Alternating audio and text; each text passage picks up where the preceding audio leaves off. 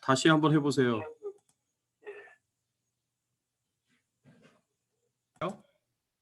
네. 네. 자기가 좋아하는 색깔 얘기 좀 나누죠. 저는 어렸을 때 보라색을 좋아했어요. 이 보라색이 좀 우울한 색깔 아닌가요? 저는 굉장히 이렇게 밝고 되게 명랑했거든요. 제가 어렸을 때. 근데 또 보라색이 좋더라고요. 어렸을 때. 보라색이 제일 못생기죠. 아, 그래요? 그 다음에 뭐 요새는 하늘색이 좋아요. 그래가지고 여기 그 하늘색, 옥색, 바닷가 색도 좋아요. 그래서 여기 보면 성경 말씀은 전부 다 파란색, 하늘색으로 이렇게 해놨는데 하늘색이 참 좋더라고요, 저는. 예. 그리고 바다의 그 옥색이 참 좋더라고요. 이거는 왜 이렇게 변화되는지는 모르겠지만 저 개인적으로는 그래서 요새는 이제 하늘색, 옥색이 요새는 참 좋습니다. 와이프 사랑하는 사람이 옥색 좋아한다고 그러던데. 네? 와이프 사랑하는 사람이 옥색 좋아한대. 아, 그래요? 맞습니다. 저는 아내를 되게 이제 사랑하죠. 예. 귀하게 여기죠. 뭐 그저 감사하죠. 저 같은 사람하고 같이 살아주는 게. 예. 현병길 집사님은 무슨 색깔 좋아하세요? 저는 검정이요. 아, 검정색. 뭐 특별한 이유가 있으신가요? 사진을 하다 보니까 검정색을 제가 선호하게 되네. 검정색을 선호하게 됐다. 좋습니다. 근데 옷은 검정색 많이 못 뺐던 것 같은데, 검정색? 검정색 카메라 밀 때는 꼭 검정색. 어디? 그렇구나. 검정색이 남자는 완전히 신사의 색이죠. 그렇죠? 네. 좋습니다. 윤수미 권사님은 어떤 색깔 좋아하세요? 저는 이제 어렸을 때부터 그 하늘을 되게 좋아했어요. 하늘색? 네. 아니요, 하늘을 보는 걸 참 너무 좋아했어요. 네네네. 그래서 그 하늘을 보면서 그 색깔이 너무 좋아갖고 네네. 지금까지도 좋아요. 그 색깔이. 블루, 스카이 블루 같은 거. 스카이 블루. 좋습니다. 스카이 블루. 지금도 하늘을 보는 걸 참 좋아해요. 아. 구름 보는 거는 너무 좋아해요. 네. 지금 사시고 계시는 아파트가 하늘과 가까운 곳 아닌가요? 그렇죠. 하늘이 참 잘 보이죠. 네. 근데 구름이 그렇게 이쁘지가 않잖아요. 아. 약간 공기가 그것도 좋아야 공기가 좋아야 하늘도 이쁜데 공기가 안 좋으니까 하늘을 봐야 이쁘지가 않죠. 그러니까 약간 외곽으로 가면은 이제 밤에 별 보이는 거, 네. 하늘에 구름 보이는 거 그거를 되게 좋아요. 그러시구나. 그러시구나. 그럼 손재이슨 집사님? 안 계시네. 네. 네네네. 집사님 무슨 색깔? 이게 무슨 색이에요? 초록색. 비치색.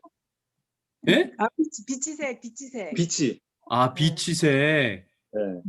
초록색과에 가까운 비치색이죠? 그게. 네. 예. 저도 저 색깔도 좋아해요. 그 색깔을 좋아하게 된 이유가 있으세요? 손재이슨 집사님? 제가 처음에는 저도 파란색이나 네.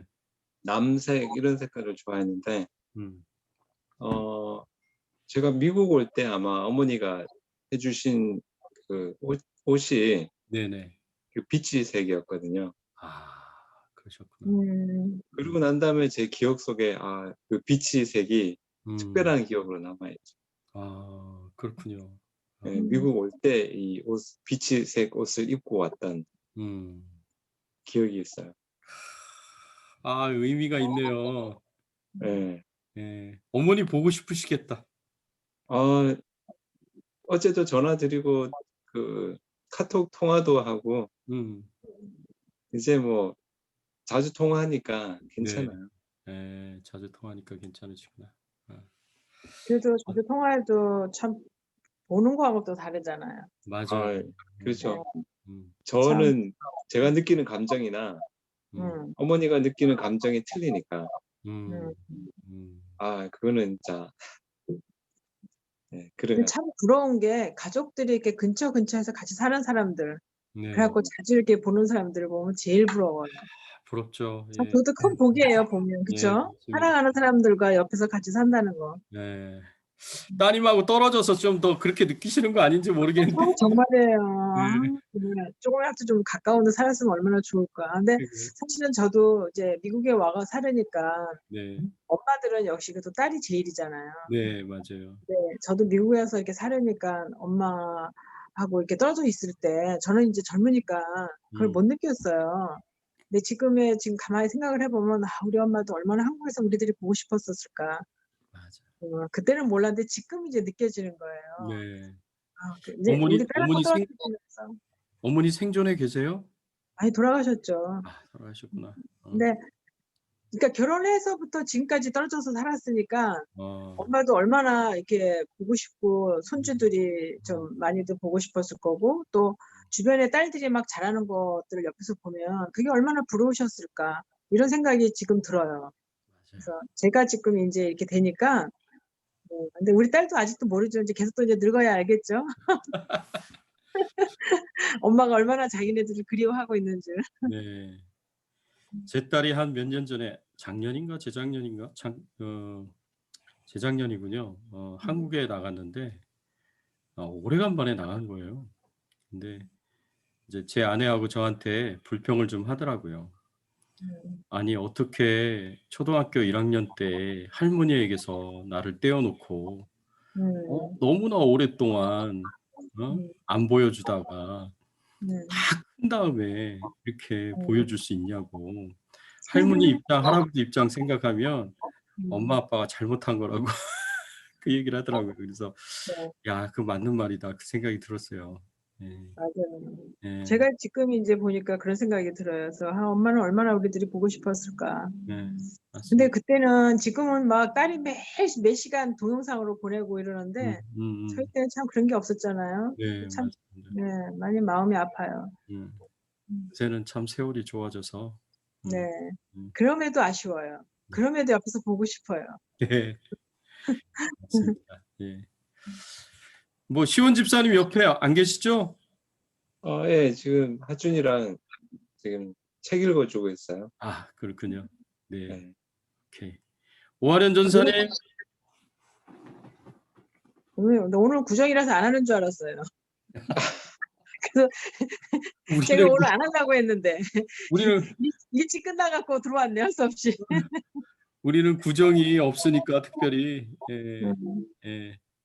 자, 그럼 데이빗 전도사님 좋아하는 색깔 있으시면.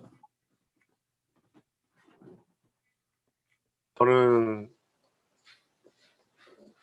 일단 블랙 앤 화이트 기본적으로 좋아하고요. 와, 블랙 앤 화이트. 완전히 예. 신사의 색깔이네. 예. 그리고 뭐 무채색 빼고 다른 색깔 고르라 그러면 전 블루 톤 좋아합니다. 블루요? 예. 아, 블루도 좋아하시고. 네. 좋습니다. 예. 예. 사모님 안 계세요, 오늘은? 지금 이제 한국에 통화 중이에요, 지금. 아, 그래요. 네, 좋습니다. 예. 구정이니까. 우리는 낮에 한 것 같은데. 예. 예. 우리 전영배 집사님 무슨 색깔 좋아하세요? 저는 블루를 좋아해요. 남자는 블루 좋아하는구나. 한국으로 얘기하면은 곤색이라고 얘기하죠. 네네. 예, 그 색이 정장으로 입기도 좋고, 네네. 다저스의 그 모자의 색깔 아니에요? 블루하고 화이트로 LA라고 쓴 것이 굉장히 지적으로 보이기도 하고 그래서 좋아해요. 예. 선교사님 어디 가셨어요? 예, 저기 차 한잔 가지러 갔어요. 네. 그러면 조금 이따 예. 우리 또 나누기로 하고. 남사모는 무슨 색깔을 좋아하죠? 저도 블랙 앤 화이트 좋아하고 그냥 다 틀린 것 같아요. 화 색깔은 빨간색도 좋아하고 그다음에 기본적으로는 저도 블루톤 색이 요새 좋더라고요. 네. 하늘색도 굉장히 좋고 그 비치색이나 아니면 조금 더 비치색에서 더 진해지는 녹색빛도 좋고요. 제가 이렇게 들어보니까 우리 다 주백성교회 성도님들이 다 블루를 좋아하시네. 네, 블루를 우리가 다 통일이 되는 것 같아요. 네, 저도 블루 좋아합니다. 네, 아이고 좋네요. 근데 뭐 특별히 좋아하는 이유는 있어요? 저도 윤순미 권사님처럼 하늘색이 좋아요. 네. 어려서부터? 어릴 때는 그린을 좋아했었는데 음, 블루 쪽으로 바뀐 거는 결혼하고 나서였던 것 같아요. 음. 이유는 모르겠습니다. 왜 바뀌었는지. 근데 옛날에 그 선홍색이 잘 어울렸는데. 네, 그러니까 옷이나 요새는 이제 제가 목사님이랑 결혼한 다음에 그렇게 못하는데 원래 옷을 좀 이렇게 빨간색 그런 뭐 마이나 그렇게 옷을 좀 빨간색을 좋아했었죠. 예. 네. 옛날 생각이 나네요. 옛날에 그 선홍색 치마 생각이 나네. 그때 옛날에 대학생 때 입었던. 패스 목사님 네. 그만. 선교사님 뭐 좋아하는 색깔 뭐가 있어요? 저는 보라색 좋아해요. 아, 보라색 좋아하시구나. 보라색. 아주 어렸을 때부터 보라색 좋아하셨어요? 네, 보라색 좋아했던 것 같아요. 특별하게 이유가 있으세요? 그게 그냥 뭐라고 해야 되나 좀 화려해 보이기도 하고 네. 보이기도 하고 그 색깔이 조금 독특해서 좋아했던 것 같아요. 네, 좋습니다. 네, 알겠습니다. 왕족 색깔인데요, 왕족. 오하련 전도사님 잠수 타신 것 같아. 아니 이거 얼굴도 안 보여주고. 아니, 아유, 꺼져 있었어. 얼굴을 우선 한번 보이고 이거 너무 이거 아닌 것 아니, 같아요. 이거 들려요, 이제? 네, 들려요. 네. 저는 초록색을 좋아해요. 아까부터 초록초록했어. 그런데 왜? 못 들으셨어.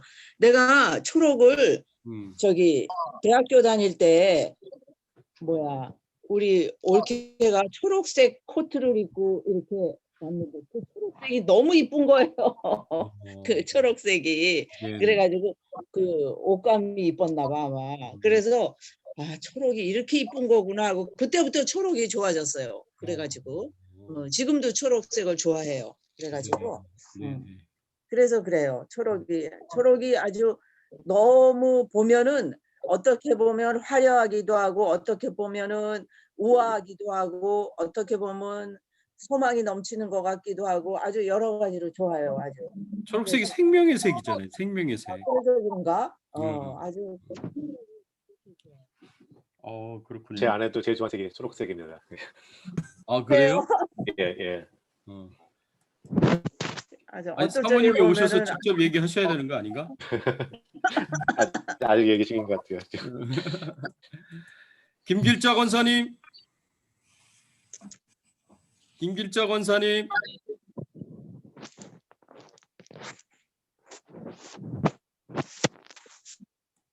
근데 보여야지.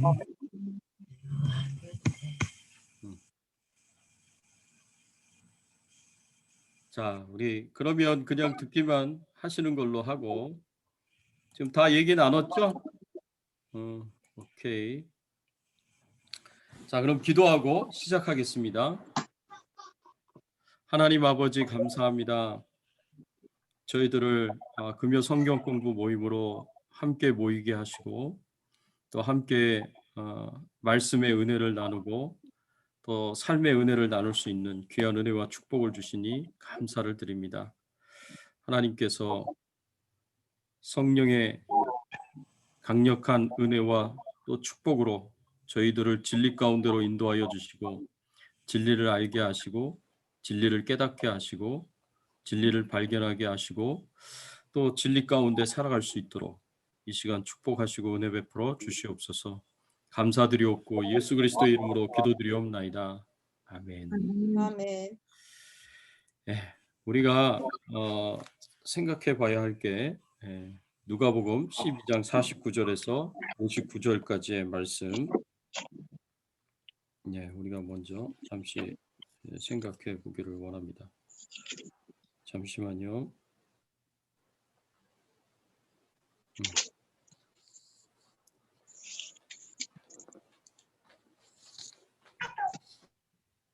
예, 누구 카톡이 왔네요.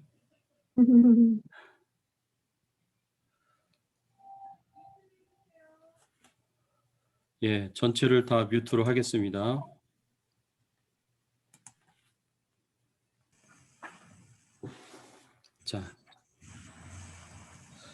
자, 마지막 때 일어날 일들에 대해서 우리가 생각해 봐야 되는데, 사실 우리 예수님이 오실 날이 참 가까웠다라는 것을 굉장히 많이 느끼게 됩니다. 마지막 때 예수님께서 일어날 일들에 대해서 물론 많은 이야기들이 있지만 오늘은 우리 중요한 것 두 가지를 예수님께서 말씀을 해주셨습니다.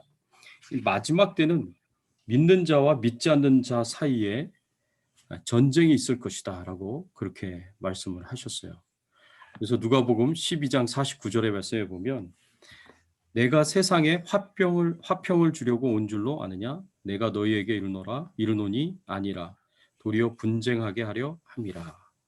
예수님께서 세상에 화평을 주려 오신 것이 아니라 분쟁하게 하려 이 땅에 오셨다. 이 땅에 오심으로 분쟁이 일어나게 된다. 또 전쟁이 일어나게 된다. 이렇게 말씀을 하셨습니다. 굉장히 충격적인 말씀이죠. 예수님께서 왜 이렇게 말씀을 하셨을까요? 예수님이 이 땅에 오심으로 인하여 왜 분쟁이 일어나고 그리고 왜 전쟁이 일어날까요? 믿는 자와 믿지 않는 자 사이에 분쟁과 전쟁을 지금 이야기를 하고 있는 거거든요. 그 이유는 예수 그리스도를 믿음으로 구원받는 믿는 자들이 생김으로 인해서 믿는 자들의 그룹이 생기게 되었습니다. 그렇죠? 교회가 생기게 되었고 교회 안에 예수 믿는 자들이 생기게 되었습니다. 그래서 믿는 자들이 한 그룹이 생기게 됐고 믿지 않는 자들이 또 한 그룹이 생기게 되었습니다. 그런데 이게 꼭 뭐와 같으냐면 빛과 어두움과 같고요. 선과 악과 같습니다. 참과 거짓이고 진리와 비진리 이렇게 나눠지듯이 그렇게 나눠지게 됩니다. 특별히 예수 믿는 사람들에게 믿지 않는 사람들이 굉장히 싫어하고 미워하게 될 것이고 그리고 핍박하고 고난을 주게 될 것이다. 그렇게 말씀에서 이야기하고 있습니다. 심지어는 어떤 일까지 이루어지느냐? 이웃과 이웃의 분쟁이 생기고 나라와 나라 사이에 전쟁이 생길 뿐만 아니라 누가복음 12장 52절 53절 말씀에 보면 가정 안에서 이 분쟁이 생기게 될 것이고 전쟁이 생기게 될 것이다 라고 말씀하고 있어요. 이후부터 한 집에 5사람이 있어 분쟁하되 셋이 둘이 셋과 하리니 아버지가 아들과 아들이 아버지와 어머니가 딸과 딸이 며느리와 시어머니가 며느리와 며느리가 시어머니와 분쟁하리라 하시니라. 야, 그러니까 가족 안에서 부모 자식 간에 형제들 간에 시어머니와 며느리 사이에 이런 분쟁이 일어나게 될 것이다 라고 말씀을 하고 있습니다. 그래서 이런 분쟁으로 인하여 전쟁이 일어나게 될 것이다 라고 말씀해서 우리에게 가르쳐주고 있고 교훈해주고 있습니다. 실제로 이런 일들이 일어나고 있어요. 실제로 우리가 잘 알고 있는 이슬람계 그 이슬람 세계나 또 힌두교 세계나 심지어는 불교 세계도 마찬가지예요. 근데 주로 이슬람과 힌두교 세계에는 지금 힌두교 신앙을 갖다가 이슬람 신앙을 가지고 있다가 기독교로 개종을 하잖아요. 그러면 이제 난리가 나는 거죠. 심지어는 이제 명예살인이라는 가족이 가족을 죽이는 그 살인을 합니다. 그래서 되게 심각해요, 지금. 그래서 매년 5,000명 이상의 여성들이 예수 믿는 것 때문에 또는 이제 다른 가족들의 명예를 더럽혔다는 이유 때문에 5,000명 이상이나 되는 여성들이 매년 가족들에 의해 아버지에 의해 또는 오빠나 남동생에 의해 가족들에 의해 죽임을 당합니다.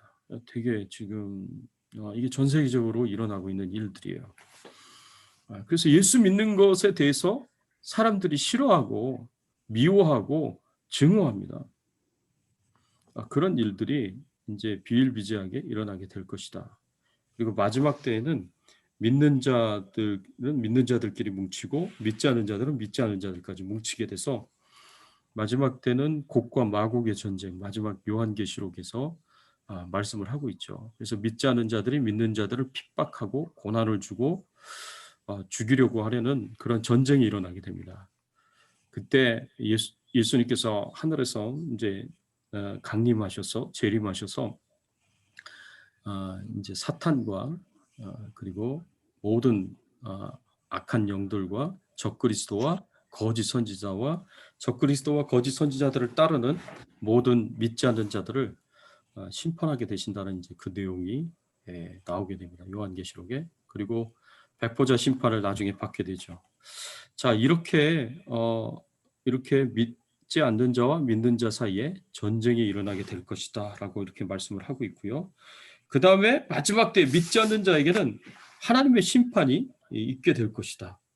그게 누가복음 12장 58절에 말씀하고 있어요. 내가 너를 고발하는 자와 함께 Your Google Home isn't set up yet. To get started, download the Google Home app on a phone or tablet. 전 집사님 꺼주셔야 돼요. 전 집사님. 예. 죄송합니다. 아닙니다. 괜찮습니다. 네. 자, 그래서 마지막 때에는 어떤 일이 일어날 것이라고 말씀하고 있냐면 누가복음 12장 58절에 내가 너를 고발하는 자와 함께 법관에게 갈 때에 길에서 화해하기를 힘쓰라. 그가 너를 재판장에 끌어가고 재판장이 너를 옥절에 넘겨주어 옥절이 옥에 가둘까 염려하라 라고 이렇게 말씀하고 있습니다. 여기 보면 내가 너를 고발하는 자와 함께 법관에게 갈 때 이렇게 말씀하고 있는데 너를 고발하는 자는 바로 예수님을 가리키고요. 여기서 너는 예수님을 믿지 않는 불신자들, 그래서 죄를 용서받지 못한 모든 죄인들을 가리킵니다. 예수님께서 마지막 때에 믿지 않는 모든 사람들, 그래서 죄를 용서받지 못한 모든 사람들을 법관에게 끌고 갈 때에 이 법관이 바로 하나님을 가리키거든요. 그리고 재판장이신 하나님이시거든요.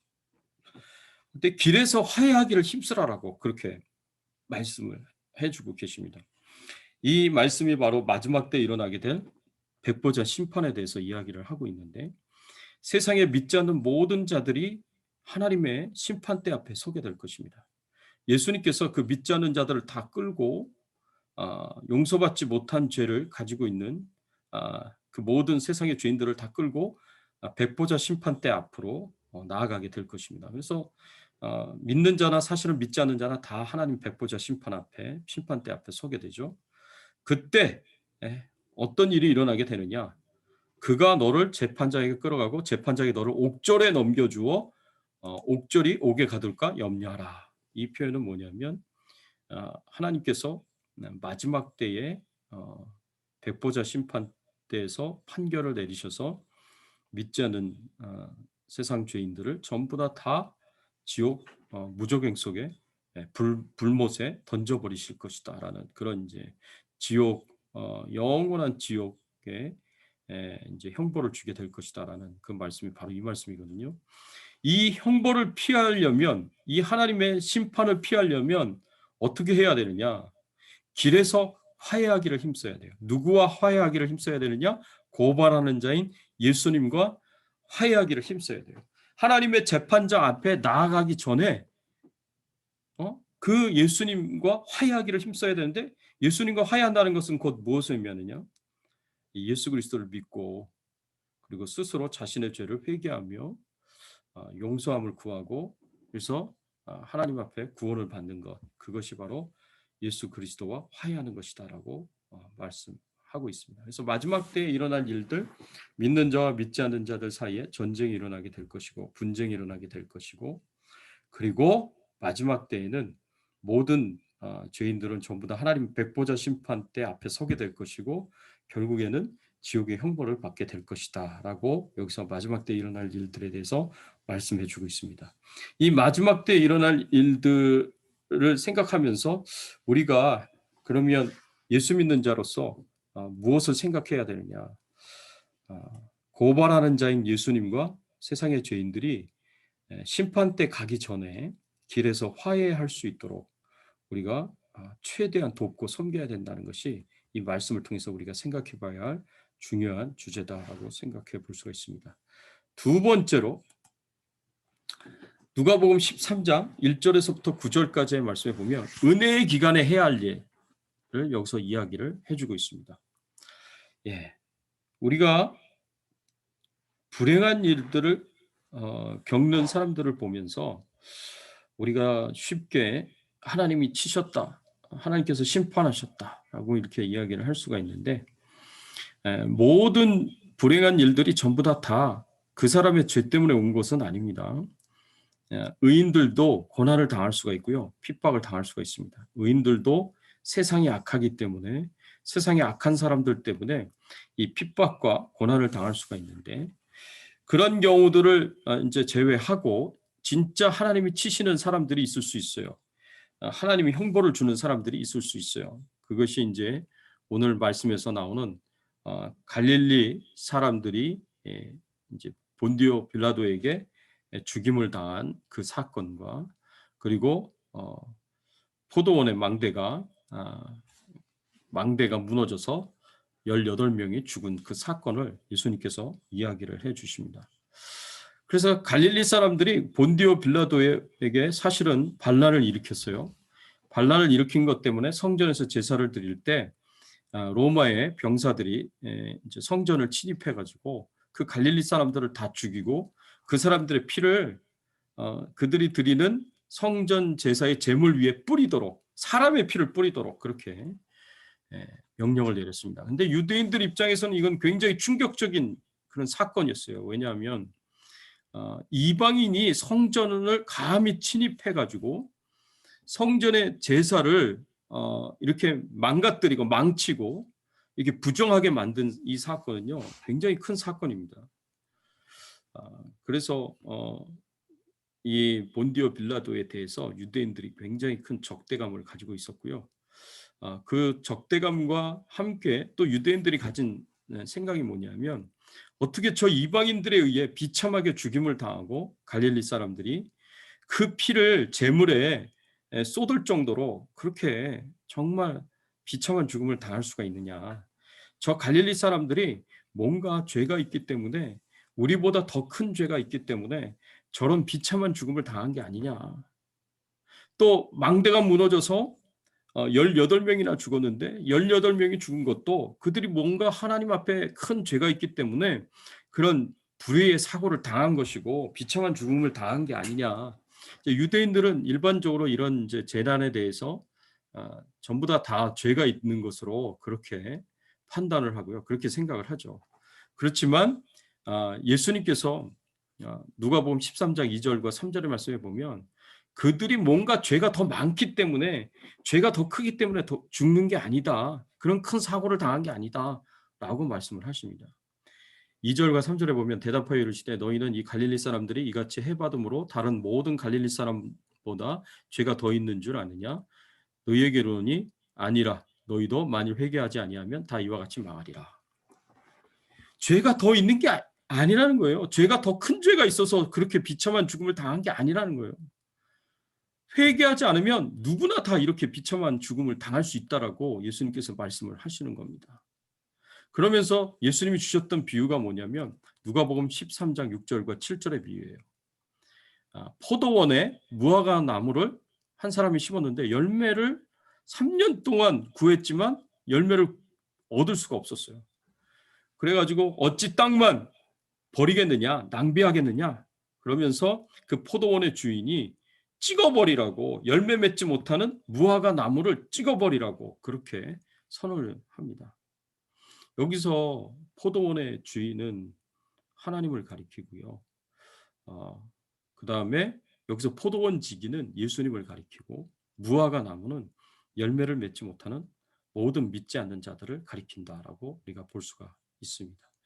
여러분, 세상 죄인들에 대해서 예수님을 믿지 않고 열매가 없는 세상 죄인들에 대해서 하나님께서 이미 사망 선고를 하셨어요. 찍어버리라고.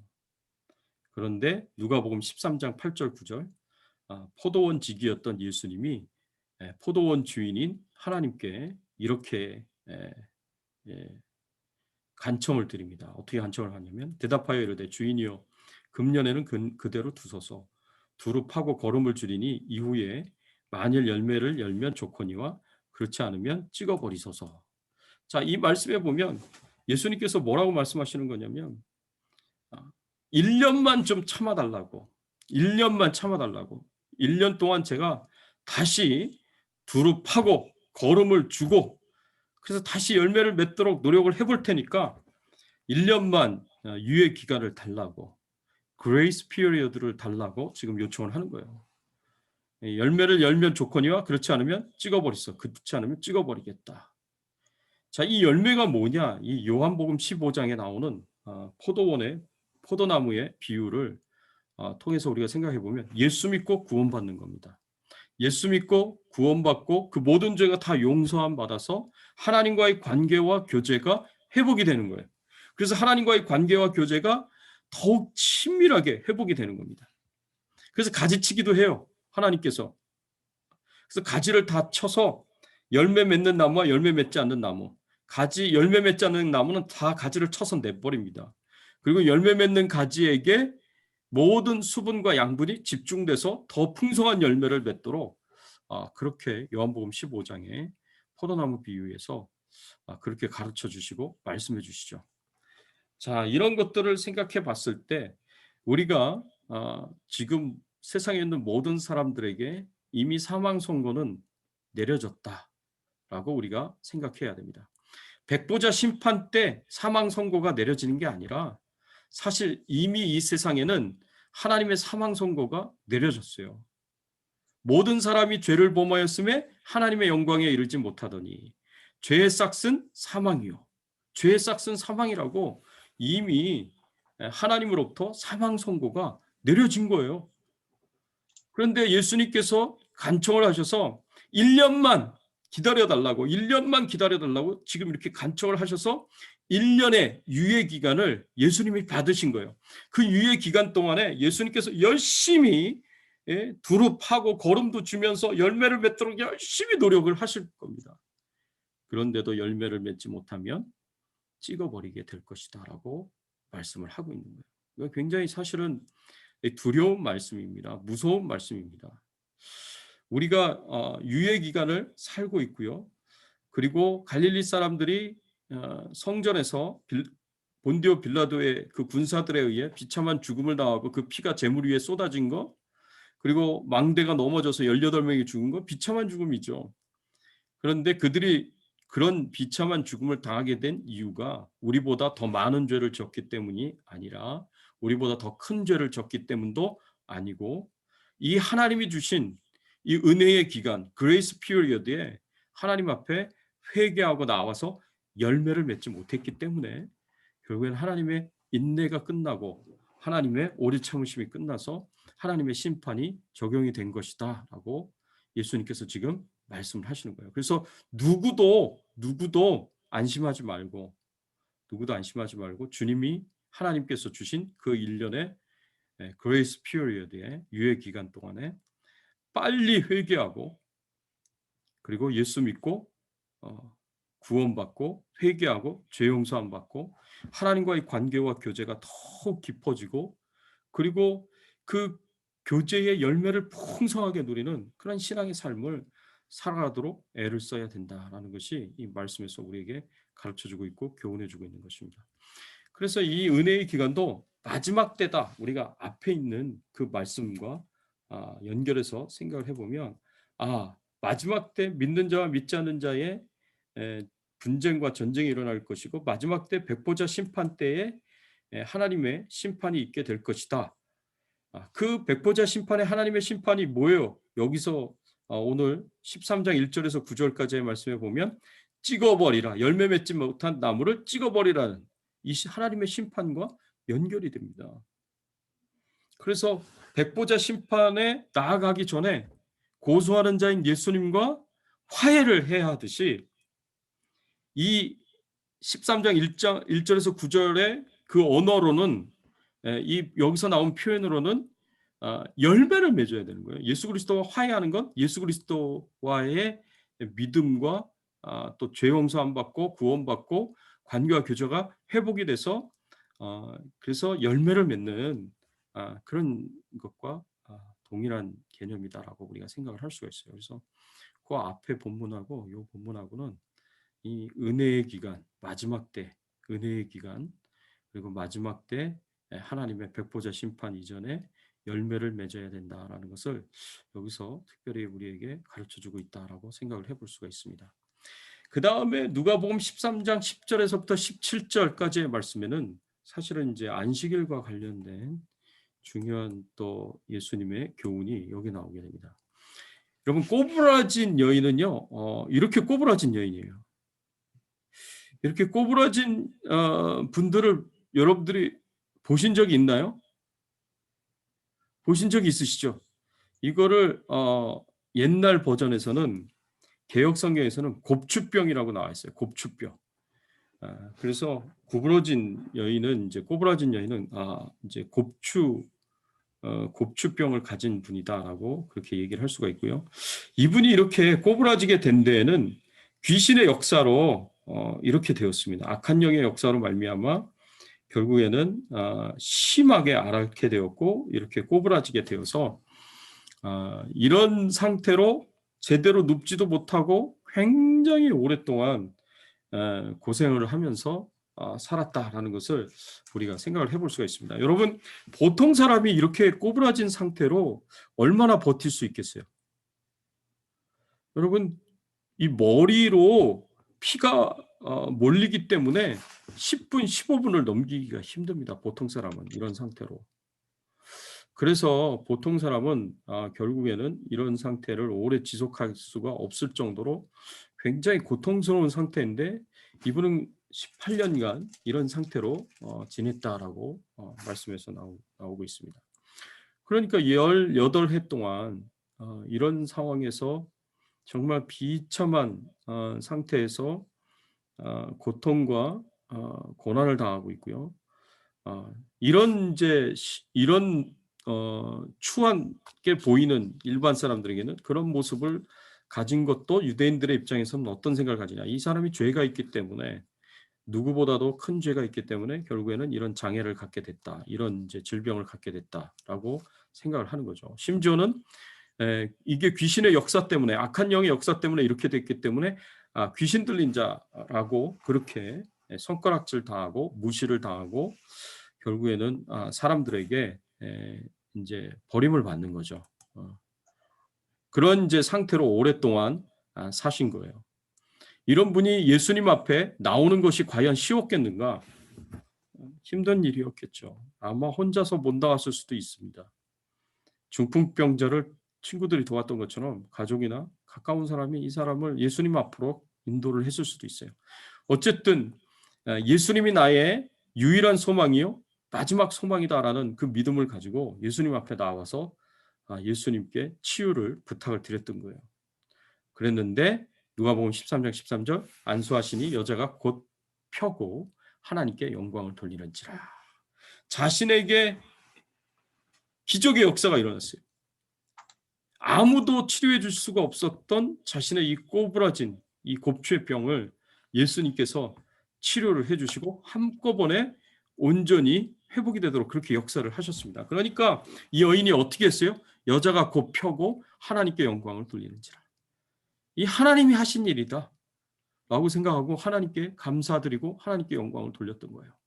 이런 하나님의 역사가 일어났는데, 기적의 역사가 일어났는데 18년간 정말 고통 가운데 악한 영에 의해 얽매여져서 그 사슬로 묶임을 당해서 결박돼서 이렇게 고통스러운 삶을 18년간 살았던 이 여인이 하나님의 기적의 치유의 역사로 말미암아 병이 낫고 온전히 회복이 되는 놀라운 역사가 일어났는데, 이 역사를 보면서 이 여인은 기뻐하고 즐거워하고 감사하면서 하나님 앞에 영광을 돌릴 수 있었는데 오히려 이런 역사를 바라보면서 싫어하는 사람들이 있었어요.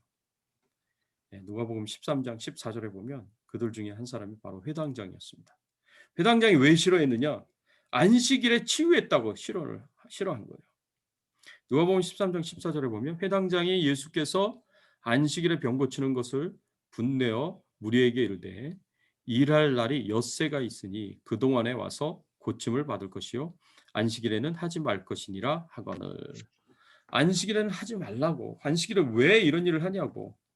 하나님의 역사가 바로 눈앞에 나타났고 하나님이 하신 일이라고 볼 수밖에 없는 기적이 일어났는데 그 하나님이 하신 일에 대해서 하나님이 안식일에 이 일을 했다고 지금 누구를 책망하는 거예요? 지금 이게 하나님을 책망하는 거죠. 예수님을 책망하는 거면.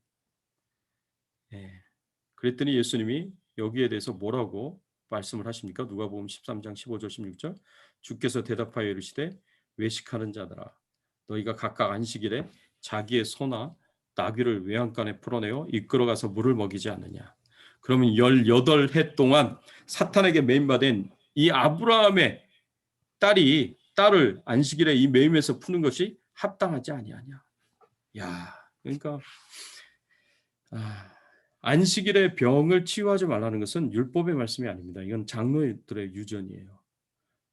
우리가 미시나라고 부르는 장로들의 유전이 안식일에 하지 말아야 할 규정들을 만들어 놓은 장로들의 그 유전이 안식일에는 병 고치지 말라라고 그렇게 그들이 스스로 규정을 세웠어요. 얼마나 그게 황당한 규정이냐면 여인들에게는 심지어는 안식일에는 애도 낳지 말라라고 이제 그런 규정을 만들어 놓은 랍비들도 있어요. 자, 이런 거 보면 얼마나 말도 안 되는 이런 규정들을 만들어 놓은 겁니까? 그러니까 안식일의 율법을 어긴 것도 아니고 자신들이 만들어 놓은 규정을 어긴 것 때문에 안식일에 정말 18해 동안 18년 동안 사탄의 매임받아서 이 꼬부라진 상태에서 온갖 고난과 고통을 당한 이 여인이 치유를 받았고 해방이 되었고 자유하게 되었고 온전케 되었음을 함께 기뻐하고 즐거워하고 감사하면서 하나님께 영광을 돌려야 되는데 그거를 이렇게 싫어하고 비판하고 비난하는 그런 사람들을 볼 수가 있습니다. 근데 이런 사람들이 하나님을 안 믿는다고 말하는 사람들이냐? 이런 사람들이 하나님을 믿는다고 말하는 사람들 중이에요. 이런 말을 하는 사람이 있어요. 하나님을 모르는 사람이 얘기를 하면 하나님을 모르기 때문에 그런다라고 생각할 수도 있지만 하나님을 아는 사람이 하나님을 믿는 사람이 그런 회당장이라는 사람이 이런 행동을 하는 걸 보면 자 이들이 하나님 앞에 제대로 된 믿음을 가진 사람이냐 우리가 의심을 해볼 수가 있는 거죠. 그 의심은 바로 그 다음 본문에도 나오게 됩니다. 누가복음 13장 22절 30절의 말씀에 보면 좁은 문으로 들어가라라는 예수님의 말씀이 나옵니다. 크리스찬들의 본질적인 삶이 무엇인가를 생각하게 하는 그런 말씀이에요. 크리스찬의 본질적인 삶은 어떤 삶입니까? 교회 나와서 예배 잘 드리고 또 찬양 하나님 앞에 잘 드리고 그리고 봉사하고 여러분 이러면 우리는 크리스찬의 삶을 살아간다라고 그렇게 말을 합니다. 근데 그게 그리스도인의 본질적인 삶이라고 이야기를 할 수가 있느냐? 그게 본질적인 삶이라고 이해하고 그게 다다라고 생각을 하면 우리가 실수할 수 있는 게 뭐냐면 천국에 들어가지 못할 수도 있다는 거예요. 그게 오늘 말씀에서 우리에게 가르쳐주는 중요한 말씀입니다. 제가 이 말씀들을 안 바꿔놨네요. 그냥 보겠습니다. 제가 읽어드릴게요. 22절, 23절의 말씀에 보면 이제 어떤 사람이 예수님에게 이런 질문을 합니다. 주여 구원받은 자가 적으니까? 라고 예수님께 그렇게 말씀을 드립니다. 왜 하나님을 믿는다는 사람들은 많은데 왜 구원받은 자의 숫자는 이렇게 적은 겁니까? 라고 이제 묻는 거예요. 그랬더니 예수님께서 이제 주시는 말씀은 그리스도인의 본질적인 삶은 이 타협과 불순종의 삶이 아니라 좁은 문으로 들어가는 삶이다라는 교훈을 주십니다. 그래서 25절에 보면 집주인이 일어나 문을 한 번 닫은 후에 너희가 밖에 서서 문을 두드리며 주여 열어주소서 하면 그가 대답하여 이르되 나는 너희가 어디에서 온 자인지 알지 못하노라 하리니. 하나님께서 천국문을 딱 닫으면 그때가 돼서 천국문 두들기면서 열어달라고 이야기하는 자들이 있을 것이다. 이거는 꼭 열처녀의 비유에서도 이 비슷한 내용이 나오지 않습니까? 신랑이 왔을 때 다섯 처녀는 기름을 준비해서 신랑과의 혼인잔치에 참여를 하게 되고요.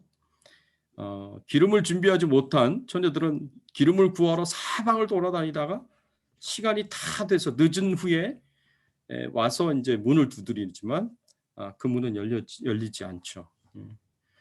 그런데 마지막 때도 이런 일이 일어나게 될 것이다라고 우리에게 말씀을 해주시는 거예요.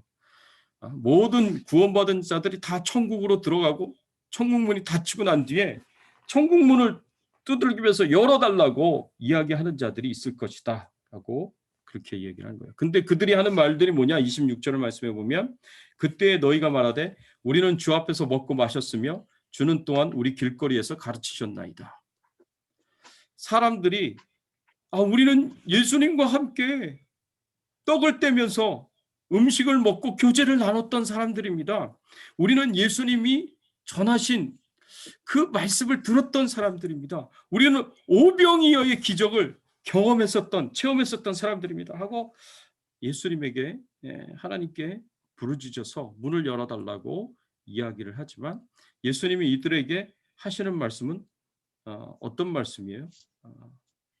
27절의 말씀에 보니까 그가 너희에게 말하여 이르되 나는 너희가 어디에서 왔는지 알지 못하겠노라. 행악하는 모든 자들아 나를 떠나라 하리라. 하나님께서 그들을 향하여 행악하는 자들이다라고 얘기했어요. 악을 행하는 자들이다. 이 사람들이 과연 누구일까? 앞에서 봤던 회당장과 같은 사람들,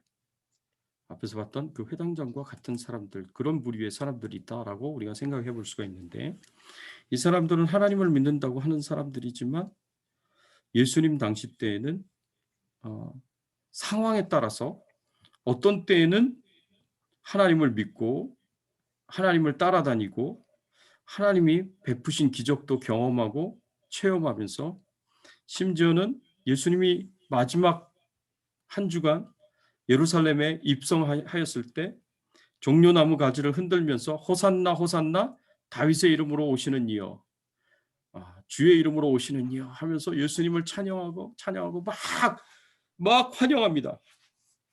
그런데 며칠 지나지 않아서 빌라도 법정에 채찍질을 당하고 피투성이가 된 그 예수님을 바라보면서 예수님은 끝났다라고 생각하고 십자가에 못 박으라고 외치는 사람들이었습니다.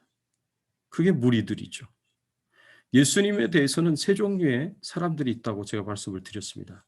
첫째는 예수님을 믿고 따르는 제자들이 있었고요. 둘째는 예수님을 철저하게 대적하는 대제사장의 무리들과 바리새인과 사두개인들, 서기관들 같은 사람들이 있고요. 그 다음에 세 번째는 중간 위치에서 예수님에게 유리할 때는 예수님에게 붙고 대제사장의 무리가 유리할 때는 대제사장에게 붙는 왔다 갔다 하는 사람들. 그래서 상황에 따라서 이렇게도 행동하고 저렇게도 행동하는 사람들. 고난이 있고 핍박이 있고 어려움이 있으면 예수님을 피하고 외면하고 세상으로 갔다가 또 이제 평안해지고 또 하나님이 은혜 주시고 축복해 주신 것 같으면 또 하나님께로 또 이렇게 붙고 이렇게 왔다 갔다 하는 사람들. 그런 사람들에 대해서 예수님께서 주신 말씀이 뭐냐면 13장 24절에 좁은 문으로 들어가기를 힘쓰라. 내가 너희에게 이르노니 들어가기를 구하여도 못하는 자가 많으니라. 이 넓은 문 들어가지 말고 좁은 문으로 들어가라고, 좁은 길로 가라고 그렇게 말씀하고 있습니다. 이 좁은 문, 좁은 길은 어떤 곳을 가리키느냐? 예수 믿는 것 때문에 힘들고, 예수 믿는 것 때문에 핍박당하고, 예수 믿는 것 때문에 손해보고, 예수 믿는 것 때문에 고통당하고, 심지어는 예수 믿는 것 때문에 순교를 당하는 상황이 온다고 하더라도 그 예수님을 배신하지 말고, 배반하지 말고, 그 예수님을 꽉 붙잡고 한결같은 믿음으로, 성실함으로, 신실함으로 하나님을 따르고 하나님의 말씀에 순종하며 하나님께 영광 돌리는 삶을 살아가라는 거죠. 그래서 그게 좁은 문이에요. 그래서 이 좁은 문은 많은 사람들이 들어가지 못하는 문입니다. 고난이 오고 핍박이 오면 많은 사람들이 하나님을 떠나죠. 그렇게 상황에 따라서 이리저리 옮겨다니는 그런 사람들은 넓은 문을 들어가는 사람이고 넓은 길을 걸어가는 사람입니다. 그런 사람들은 구원의 길을 걸어가는 사람이라고 말씀하시지 않는 겁니다. 좁은 문으로 들어가야, 좁은 길로 가야 우리가 구원의 길을 갈 수 있다는 거예요.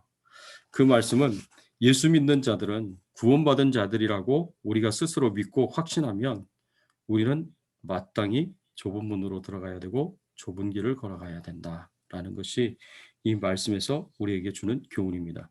그게 내가 구원받았다라는 증거입니다. 내가 신실하게 하나님을 믿고 하나님을 신앙하고 하나님을 변함없이 신뢰하면서 어떤 환경과 여건 속에서 흔들리지 않고 그 하나님을 믿고 의지한다면, 그렇게 신앙생활을 한다면, 좁은 문으로 들어가고 좁은 길을 간다면 그것이 내가 예수 믿고 구원받았다는 것을 드러내는 증거가 될 수 있다라고 우리가 이 말씀에서 생각을 해볼 수가 있습니다.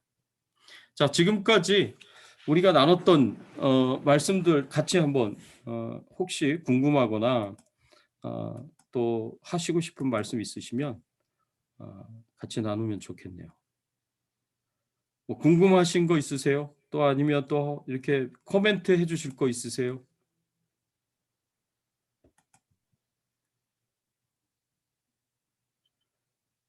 역시 조용하시네. 그러면 질문을 하겠습니다. 적용 질문을 하겠습니다. 첫 번째, 마지막 때를 맞이하여 우리가 해야 할 일이 무엇이 있습니까? 믿는 자와 믿지 않는 자 사이에 분쟁과 전쟁이 있을 것이고 믿지 않는 자들은 결국 백보자 심판을 받게 될 것입니다.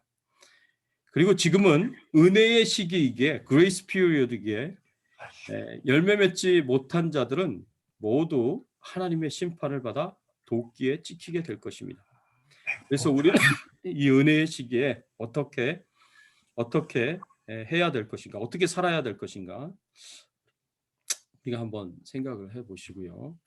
그 다음에 질문은, 우리는 매일매일의 삶 속에서 경험하게 되는 하나님의 은혜와 역사에 대하여 어떻게 반응해야 되는가? 특별히 예수님만이 나의 유일한 소망이심을 믿고 하나님께 나아와 기도한 것에 대하여 응답을 받은 것이 있다면 이것에 대해서 우리는 어떻게 반응해야 하는가? 18년 동안 꼬부라진 그 여인은 하나님께 감사하며 하나님께 영광을 돌렸습니다. 그러나 회당장과 같은 사람들은, 하나님의 역사가 있어도 회당장과 같은 많은 사람들은 싫어할 수가 있습니다. 이런 적대적인 환경 속에서 우리는 하나님에 대하여 어떻게 반응을 해야 하겠습니까? 생각을 해보시고요. 세 번째는, 그리스도인의 본질적인 삶은 좁은 문으로 들어가는 것이고 좁은 길을 가는 것이다. 내 삶에 있어서 좁은 문, 좁은 길은 무엇이라고 생각하는가? 타협과 불순종의 삶이 아니라 어떤 상황 속에서도 한결같은 믿음과 순종의 삶을 살아야 할 것이다. 내 삶에 있어서 좁은 문, 좁은 길은 무엇이라고 생각하는가? 한번 생각을 해보십시오. 저는 이제 요새 들어서 믿는 자와 믿지 않는 자 사이에 이 분쟁의 골이 굉장히 깊어지고 있다라는 생각이 듭니다. 지금 미국적 상황이 믿는 자와 믿지 않는 자 사이에 분쟁으로 볼 수 있을 만큼 굉장히 심각한 이제 불화가 있습니다. 제가 이런 모습들을 보면서 마지막 때에 이런 일들이 얼마든지 일어날 수 있겠구나라는 생각들을 하게 돼요. 그래서 예수 믿는 자들은 예수 믿는 자들끼리 결국에는 뭉칠 수밖에 없고, 예수 믿지 않는 자들은 예수 믿지 않는 자들끼리 뭉치게 되는구나. 교회를 싫어하고 예수 믿는 사람들을 싫어하고 하나님을 싫어하고 또 예수님을 싫어하는 사람들이 이렇게 많구나라는 생각을 하게 됩니다. 심지어는 사탄교를 섬기는, 숭배하는 그런 수많은 사람들이 있구나. 이번에 슈퍼볼에 그 하프타임 때, 전반전과 후반전 그 하프타임 때 사탄교의 그 사탄 숭배 그 이벤트를 했다고 그러더라고요. 저는 잘 이제 몇 개 사진만 봤는데 지금 상당히 심각한 것 같아요. 그렇게 되면 그게 정말 사실이라면 정말 심각한 것 같습니다. 이 미국 안에 사탄 숭배가 굉장히 깊이 있게 들어와 있고, 그리고 결국에는 사탄 숭배를 하는 사람들이 교회를 핍박하게 될 것이고 믿는 자들을 핍박하게 될 것이 너무나 당연한 사실 아닙니까? 그 어느 때보다도 이런 분쟁의 골이 노골적으로 드러났었던 때가 과연 있었나라고 생각할 정도로 굉장히 지금 믿는 자와 믿지 않는 자 사이에 영적 전쟁이 심각하게 일어나고 있는 것이 아닌가, 분쟁과 전쟁이 일어나고 있는 것이 아닌가, 그런 생각을 해보게 됩니다. 지금은 그 어느 때보다도 은혜의 때이기 때문에, 은혜의 시기이기 때문에 하나님이 1년간 우리에게 유예 기간을 준 거예요. 이 주신 은혜의 시기에 정말 사람들이 예수 믿고 구원받을 수 있도록, 회개하고 하나님 앞에 용서함 받을 수 있도록 그렇게 우리가 노력하고 애를 써야 되지 않겠는가. 그렇지 않으면 결국엔 하나님의 백보자 심판대 앞에 서게 돼서 영원한 지옥 형벌을, 심판을 받게 될 것이 가까웠다라고 그렇게 생각을 하면서 다시 한번 저는 이 말씀을 생각해 보면서 우리 교회가, 우리 주백성 교회가, 그리고 우리 한 사람 한 사람들이 이 하나님 나라의 사명을 감당하고 선교 사명을 감당하고 전도 사명을 감당하는 그런 일에 헌신을 해야 되지 않겠는가, 다시 한번 생각해 보면서 그렇게 되기를 간절히 소원하면서 이 말씀 받습니다. 다른 분들 우리 같이 한번 나눠 주시겠어요? 윤순미 권사님 어떠세요? 이 마이크 키시고, 마이크를 먼저 키시고. 이거 왜 꺼졌지? 목사님, 질문을 왜 저부터 합니까? 네. 아직. 제 바로 옆에, 제 얼굴 옆에 권사님 얼굴이 있어요. 글쎄요. 네. 권사님 어떠세요? 오늘의 말씀은 참 네. 많은 생각을 하게 하네요. 네. 항상 이렇게 많은 생각을 하게 하는데, 그렇죠. 저도 요즘에는 그런 걸 굉장히 피부로 많이 느껴요. 분쟁하는 자들이 많아지는 거와 또 지금 젊은 세대들하고 또 저희하고 또 대화를 해보면 완전히 저희하고 생각하는 게 달라요. 네. 거기서 이거 이제 분쟁이 시작이 된 거라고 저는 생각을 해요. 네. 그래서 참 이 젊은 세대들의 생각과 저희들과 너무 다른 점이 너무나도 많은데, 네. 과연 이거를 어떻게 하면서 살아야 되는 건지. 예. 예. 그래서 참 그걸 벌써 피부로 저는 느끼고 있고요. 네. 근데 글쎄, 하나님이 글쎄, 너를 고발하는 자와 함께 법관에 갈 때까지 이제 화해하기를 힘쓰라 했는데, 네네. 정말 그거를 젊은 세대들의 그 대화 얘기하는 거를 들으면서 네네. 이걸 어떻게 거기다 적용을 해야 되나? 이건 나의 문제뿐이 아니라 네. 그 사람들하고도 같이 이걸 하고 가야 되는데 어떻게 그렇죠. 하고 가야 될지 그걸 잘 모르겠어요. 그것도 모르겠고 그거를 거기와 그 아이들과 같이 그렇게 얘기를 하게 되면 서로 대적하게 되는 거고 싸움인데 여기서 저는 어떻게 싸울 그 힘도 없고. 네, 젊은 사람들이 또 좀 똑똑해요. 네. 그리고 네. 똑똑하고 완전히 그 사람들하고 저희랑 생각하는 게 완전히 달라가지고요. 그렇죠. 이번에 대통령 선거에서도 확연하게 드러났잖아요. 네. 네, 드러났는데 음. 참 어떻게 할 수가 없어요. 근데 그래서 이거는 그냥 하나님만이 하시는 일이다 이렇게 생각을 하고 있고, 그러면 이제 제 자신이라도 늘 깨어서 이걸 가야 되지 않겠나. 네.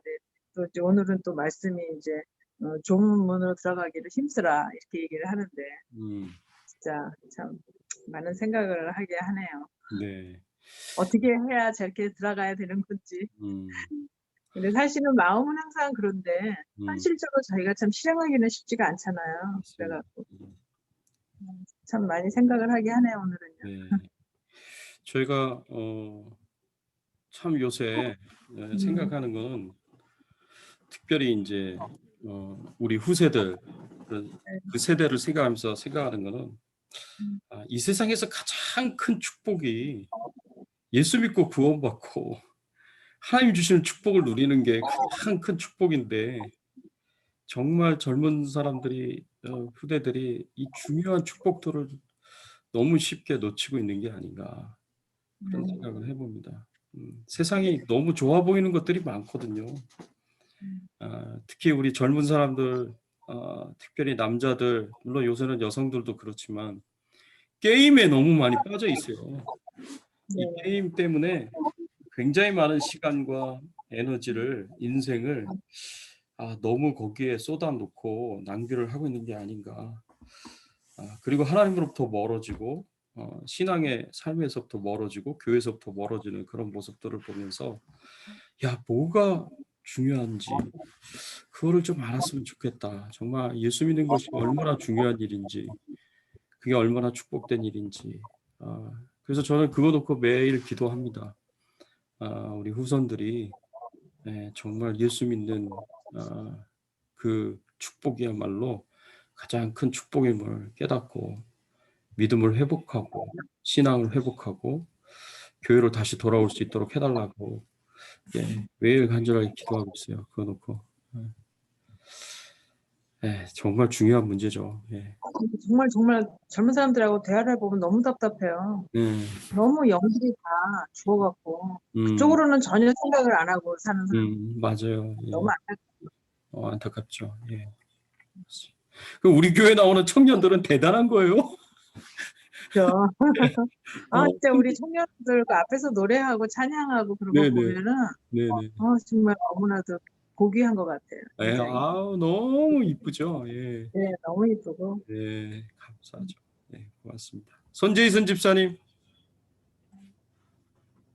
네. 얼굴을 보여주세요.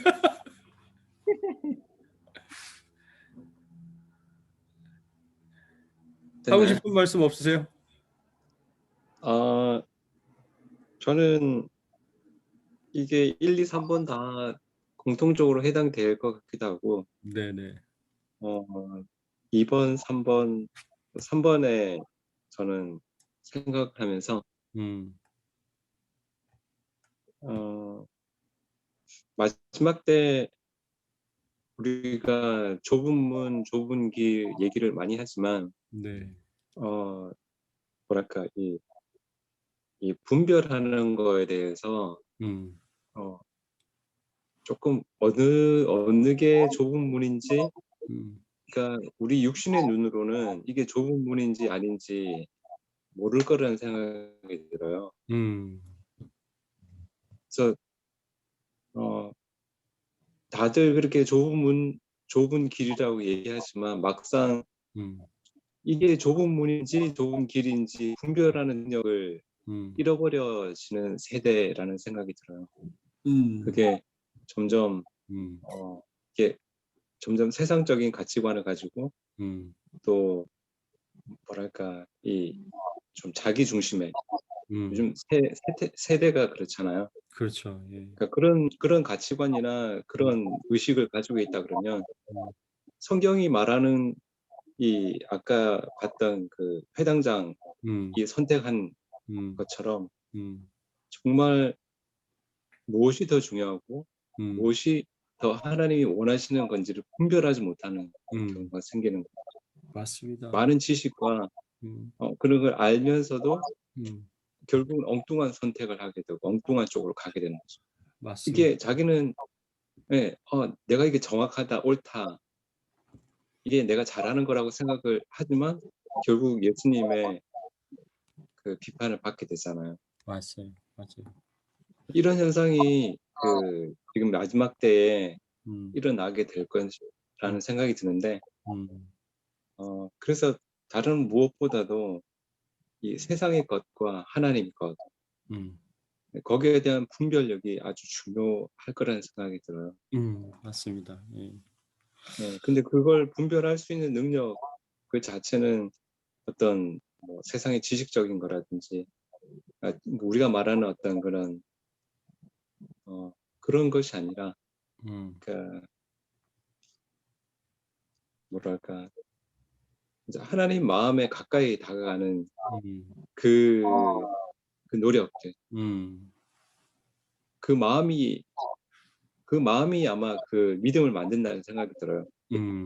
예수님도 그 사람 그 중심을 보실 때 그렇게 발버둥치고 노력하고 조금 더 가까이 가고자 하는 결국 우리가 예수님의 수준이나 그 완성된 것까지는 못 가지만 그나마 그 뭐랄까 그 광야에서 노뱀을 보려고 막 네. 텐트 밖으로 네. 기어 나오려고 하는 그 모습 자체를 하나님께서 보시려는 네. 거라는 생각이 들어요. 네. 네, 그래서 다른 것보다 결론적으로 저는 이 마지막 때에 정말 분별력이 더 필요하고 그런 분별력은 우리의 지식이나 내 중심의 신앙관이나 거기에 있지 않기 때문에 굉장히 조심해야 되고 더 낮아져야 되고 더 희생해야 되고 조금 더 욕심이나 이런 거에 대해서 우리가 조금 더 철저하게 대립해져야 하지 않을까 그렇게 생각이 듭니다. 아유, 좋습니다. 예, 감사합니다.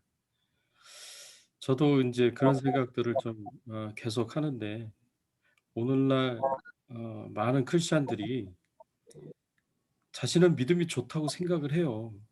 신앙이 좋다고 그렇게 생각을 하는데 그게 얼마나 착각인가라고 생각이 되는 저 모습들을 제가 생각을 해보면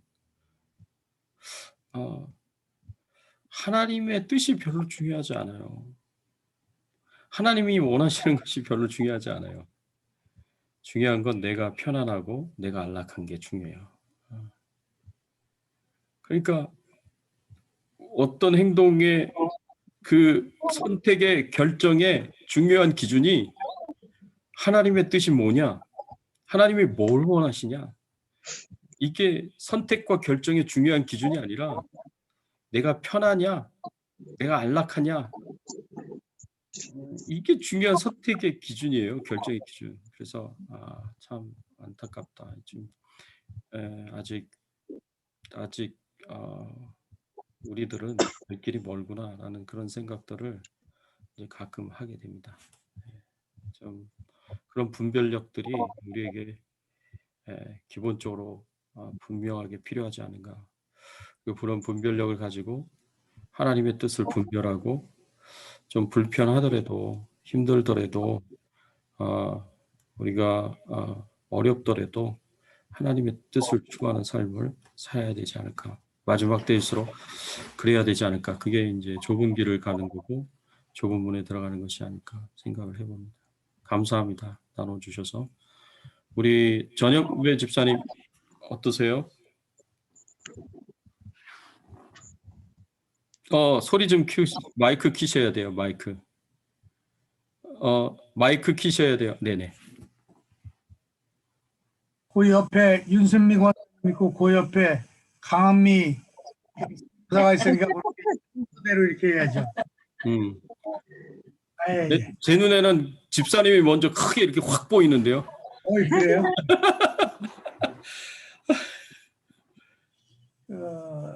그리스도인의 본질적인 삶은 좁은 문으로 들어가 것이고 좁은 길을 가는 것이다. 그렇게 말씀을 했는데 윤순미 권사님도 말씀을 하셨지만 과거에 우리가 젊었을 때 그 기성세대하고의 그런 갭이 있었다고는 존재하는데 그렇게 극복하지 못할 만큼의 그런 거는 아니었다고 생각하는데 네네. 현대 와서는 이게 아주 극명하게 일어나요. 어떤 사안을 보고도 예를 들어서 어떤 목사님이 야 선교에 대한 이런 것들을 젊은 사람도 안 하려고 그러고 지금 선교사 나가려고 하는 사람도 적고 교회에 적어지고 이러한 입장에서 선교에 손을 떼야 될 거냐. 천국 복음이 모든 민족에게 증언되기 위하여 온 세상에 전파되리니 10월이라고 예수님께서 우리에게 약속의 말씀을 해주셨는데 그거는 계속 이뤄야 나가야 될 거란 말이에요. 네네. 이런 걸 야 어떻게든지 해야 되지 않겠느냐. 네. 그러면은 1시간씩이라도 이렇게 유튜브에 말씀을 할까? 한 30분씩이라도 이렇게 나눠서 할까? 이런 얘기를 제시하면 젊은 사람들은 뭐라고 얘기하면 아유 목사님 너무 젊은 세대를 모르시네요. 젊은 세대 지금 10분만 들으면 안 들어요. 무슨 좋은 얘기도. 그러니까 그러니까 짧게 하자는 얘기. 짧게 하면은 그게 이제 아무래도 그 내용이 적어지게 되죠. 할 말도 못 하게 되고. 일예를 들으면 그런 경우가 있어요. 근데 이걸 어떻게 잘 이렇게 화합해서 이렇게 좋은 결과를 좋은 결과를 낳을 수 있느냐가 이게 아주 숙제인 것 같아요. 그럼요. 요새는 그거 굉장히 잘해야 되죠. 마지막 때가 이제 그러니까 마지막 때에는 이 세대 간의 그 차이가 우리에게 주어지는 삶의 기준이 아니라 성경으로 다시 돌아가야 될 것 같아요.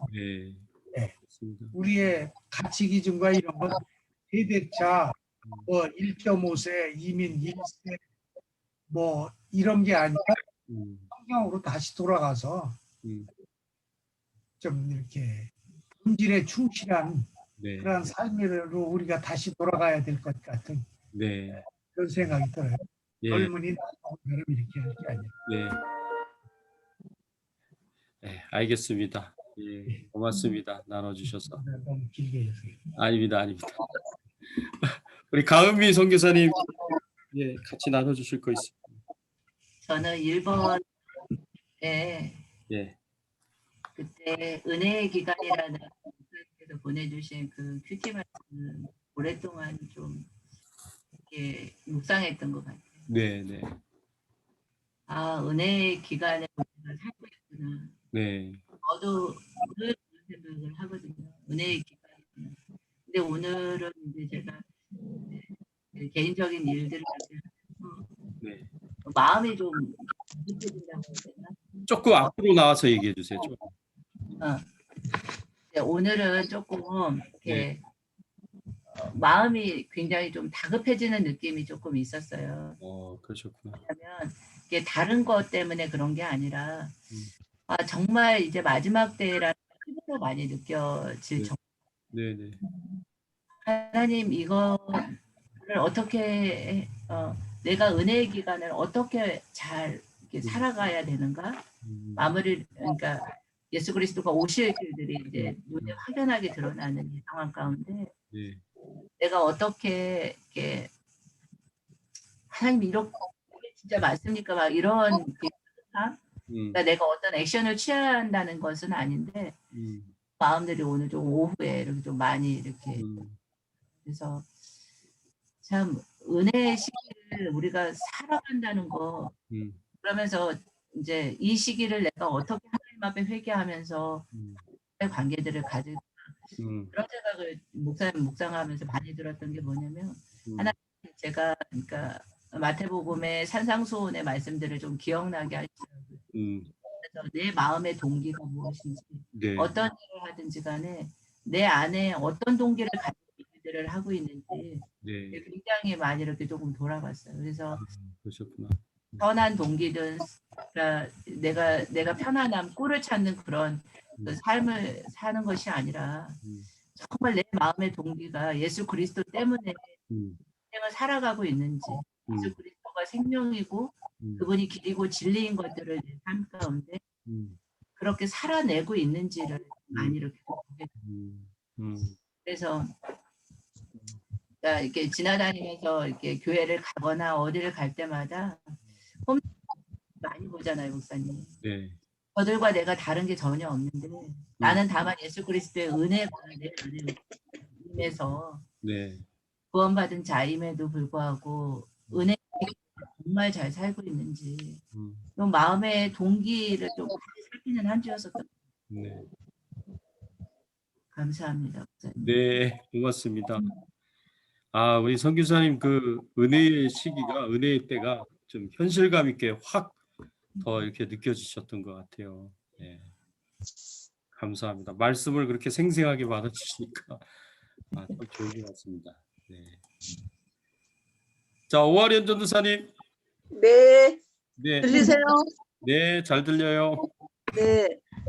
오늘은 1, 2, 3이 생각을 하다 보니까 막 1번 갔다, 2번 갔다, 3번 뭐 이렇게 막 왔다 갔다 하네요. 그래서 네. 그냥 생각나는 대로 얘기해 볼게요. 네. 그래서 마지막 때 이제 이게 이제 맨 앞에 나와서 생각을 해 보니까 마지막 때가 정확하게 무엇인가, 이거를 정의를 어떻게 해야 될까. 이제 그 무슨 세대주의로 얘기해서 마지막 때 뭐 이렇게 얘기하면 그것도 너무 안 맞는 것 같고, 그냥 마지막 때, 매 순간이 마지막 때가 아닌가 이런 생각이 들었어요. 네. 그래서 진짜 그 역사적으로 봐도 오늘이 종말, 마지막 종말의 날일지, 아니면 또 내 개인적으로도 오늘이 내 종말일지 그거 모르는 거거든. 그래서 마지막 때는 너무 피부로 느끼면서 살 수밖에 없는 것이 우리 인간이다. 근데 그거를 많이 잊어버릴 때가 있는데 마지막 때 하니까 아주 마음에 확 와닿네요. 그냥 매 순간이 마지막이구나. 막 이런 생각이 들었어요. 그래서 이제 뭐 하나님이, 그다음에 이제 또 그 아까 이제 젊은이들과의 갭 뭐 이런 걸 생각하면서 뭘 생각했냐면, 내가 예수 안 믿었을 때, 대학교 때도 예수 안 믿었거든요. 근데 예수 안 믿는 사람들은 말할 필요조차도 없어. 그때 내 모습을 보면은 그 예수 믿는 친구들이나 뭐 이런 사람들이 가끔 나한테 전도를 하고 또 예수에 대해서 얘기를 하고 그러면 나한테 말하지 마. 그 만화 같은 얘기를 가지고 나를 설득시키려고 하지 마 하면서 아예 무시해. 그러니까 그 사람들의 그 영적 기준하고 예수 믿는 사람의 영적 기준은 아예 틀리기 때문에 그 사람들이 예수 믿는 사람을 대적하니 안 하니 이 얘기조차 할 필요도 없어요. 나를 보면, 옛날에 보면 아예 무라고, 영이라고 생각하면 돼. 그래서 우리는 예수 먼저 믿는 입장으로서 그 사람들에게 예수를 그저 전하고 우리의 삶으로 보여줘야 될 뿐이지, 그 사람들이 왜 저렇게 안 따라와 얘기는 아예 뭐 가치가 없는 얘기. 얘기조차 할 필요가 없어요. 그 사람들은 완전히 영이니까. 그러니까 그래서 그 사람들은 얘기거리가 안 돼요. 그런데 이제 지금 예수 믿는 젊은이들을 얘기하는데, 젊은이들 그 정도 믿으면 대단한 거요. 교회 안에서 살아주는 것만 해도 할렐루야야. 그래서 너무 가만히 있는 거. 그래서 하나도 걱정. 근데 요즘에 나는 뭐가 걱정이냐 하면은, 엊그제 이제 한국에 있는 친구하고 카톡을 하는데 뭐라고 왔느냐 하면, 뭐 어쩌고 저쩌고 잘 있어 하면서, 요새 나가서 많은 사람 모였을 때 나 예수 믿어 말하기도 힘들어. 말할 수가 없어.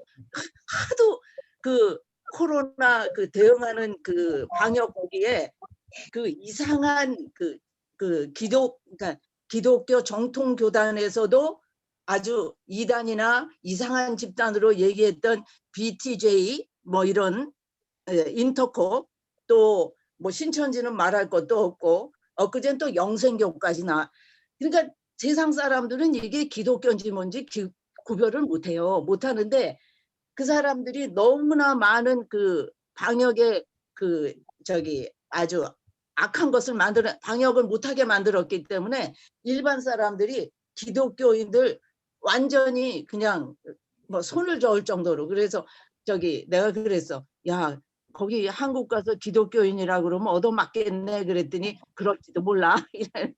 그럴 정도로 사회에서 안 좋아. 그러니까 우리는 사회에서 어떤 일을 하든지 내가 앞장서서 선한 구조로 들어갈 수 있도록 해야 된다는 것. 이것도 일종의 좁은 문이 아닌가 이런 생각을 또 해봤어요. 그런데 내가 마지막으로 나는 예수 정말 잘 믿고 살고 싶은데 너무 나태해질 때도 있고 뒤로 자빠질 때도 있고 앞으로 꼬꾸라질 때도 있고 때로는 기도도 하기 싫고 나태해질 때도 있고 그래서 내가 이제 수십 년 예수 믿으면서 나름대로 뭐 딴 사람은 몰라. 나는 나름대로 이제 터득도 아니고 이제 어쩔 수 없어. 방법이 없더라고. 하나님한테 기도를 해도 안 돼. 근데 오직 한 가지 방법은 예수님한테 집중하는 것밖에 없더라고요. 집중하는 거야. 그냥 딴 생각은 안 해. 집중을 하는 거예요. 그냥 의식적으로도 의도적으로든 집중을 하면 그 집중하는 사이에 예수님의 은혜가 그냥 확 이렇게 오는 그 순간으로 그 은혜가 나를 끌고 가더라고요. 그래서 때로는 내가 바닥에 떨어질 때도 그렇게 낙심은 안 해. 이제 하나님이 이렇게 집중하는 순간에 또 끌고 가겠지 하는 그 믿는 마음이 있어서 그런가 봐요. 그래서 뭘 이렇게 두서없이 얘기를 해가지고 그래서 결론은 전 역사를 포함해가지고 하나님이 마지막 때를 살아가라는 우리의 진정한 모습은 자신을 부인하고 자기를 죽이는 거 아닌가. 그러니까 세상에 보이는 것들에서 해답을 얻으려고 할 필요도 없더라고.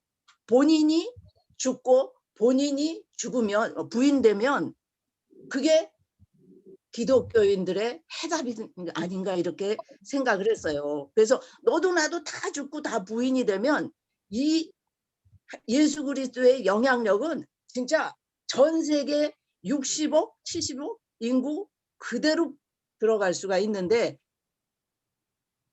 그냥 그렇죠. 이상입니다. 알겠습니다. 너무 길었어.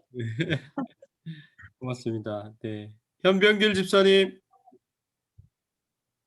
다음에 할게요. 알겠습니다. 네. 네, 데이빗 전사님.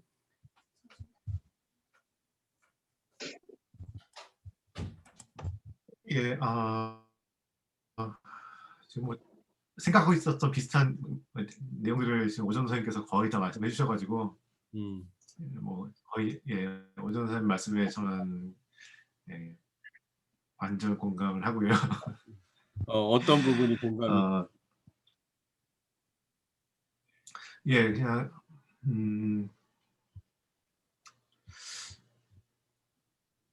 믿는 사람 입장에서는 이제 우리가 진리를 알기 때문에 불신자들 혹은 또 믿음이 잘못된 믿음을 가지고 있는 사람들 그런 사람들을 보면 안타깝고 그런 것들이 그렇게 긍휼한 마음으로 시선으로 보게 되지만 그들에게는 그들이 자신들이 잘못 살고 있다는 생각을 하지 못하고 있는 거잖아요. 그게. 그리고 그것을 깨우쳐 주는 것 또한 당신들이 잘못 살고 있어 라고 말하는 게 아니라 당신들이 몰라서 그래 그런 게 아니라 그리스도인들이 정말 본이 되고 바른 삶을 사는 것이 더 중요한 것이 아닌가 그런 생각이 들어요. 그래서 제 그 어른들이 이제 저도 이제 40대지만 20대 때 어른들이 보시면서 요즘 젊은 사람들 걱정 많이 하시고 그랬었는데 지금 또 제가 40대여서 지금 20대를 보면 또 그런 걱정들이 보이거든요. 근데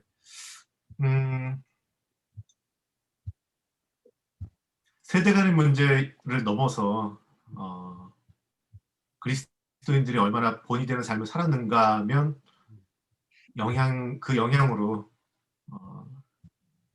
사람들이 뭐 젊은 세대든 뭐 나이 많은 사람이든 상관없이 하나님께로 시선을 돌릴 수 있는 기회가 열려지는 거 아닌가 그런 생각이 들고요.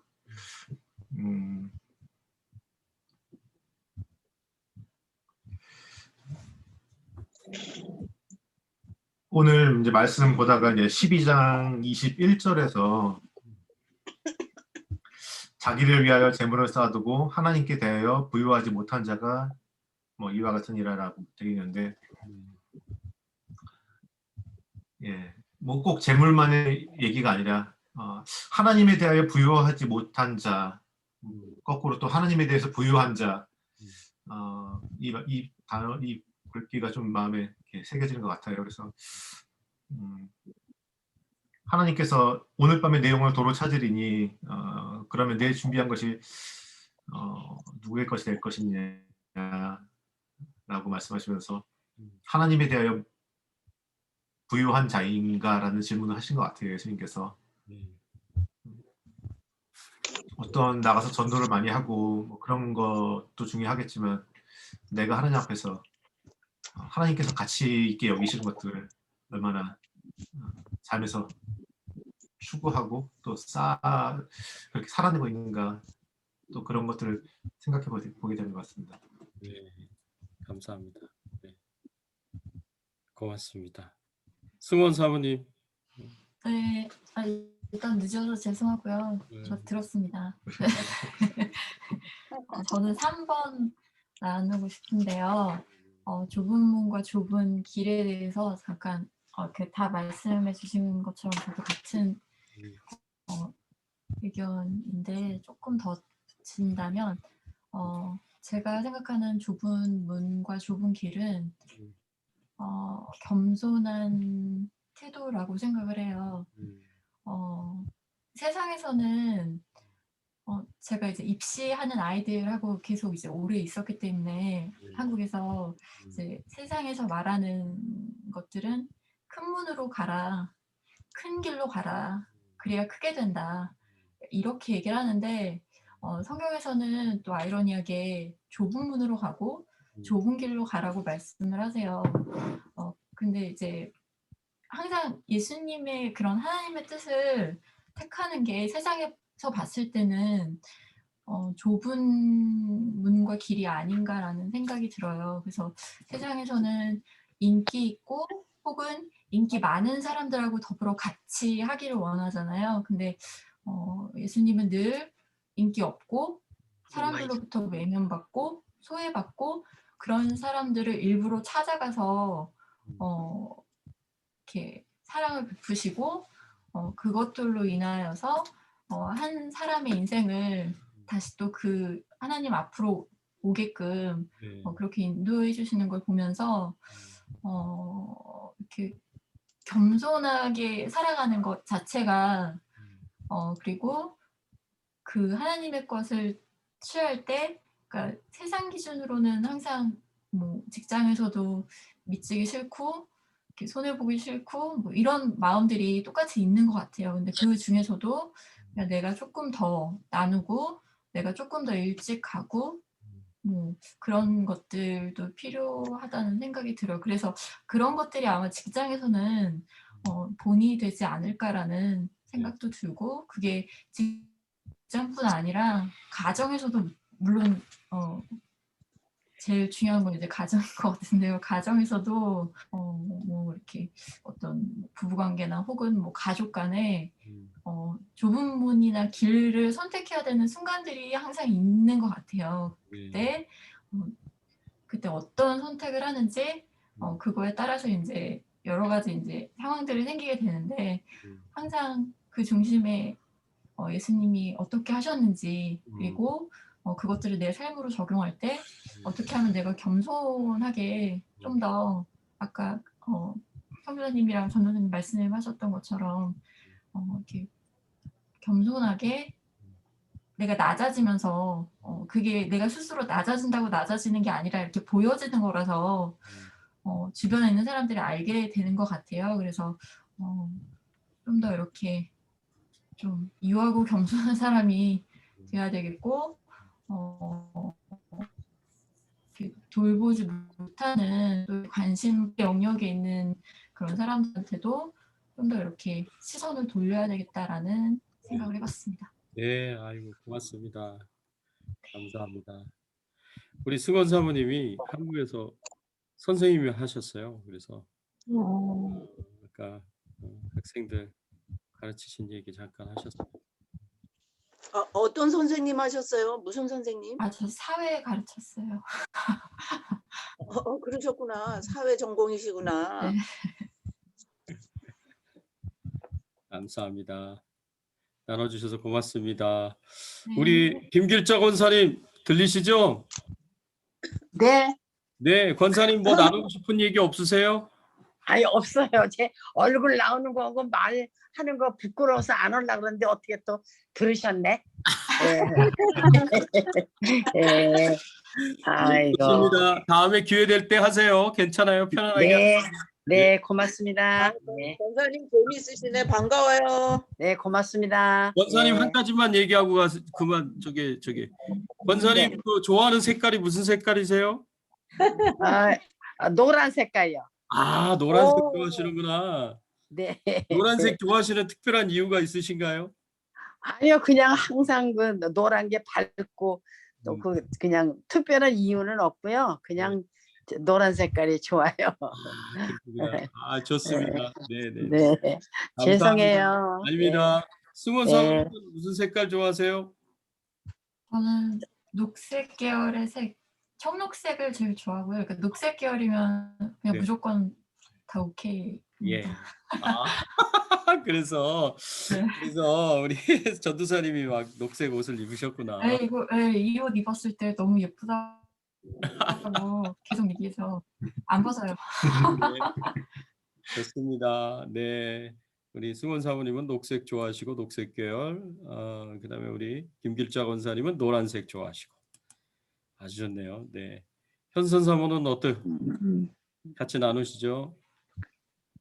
네, 저도 좁은 문에 대해서 제가 좀 그 생각이 났어요. 저는 어릴 때부터 신앙생활했으니까 이렇게 말씀을 보다가 좁은 문에 대한 말씀을 읽고 정말 예수님이 글로 들어가라고 하니까 꼭 글로 들어가야 되긴 하겠는데 도대체 좁은 문으로 들어가는 게 어떤 건지 너무 궁금했거든요.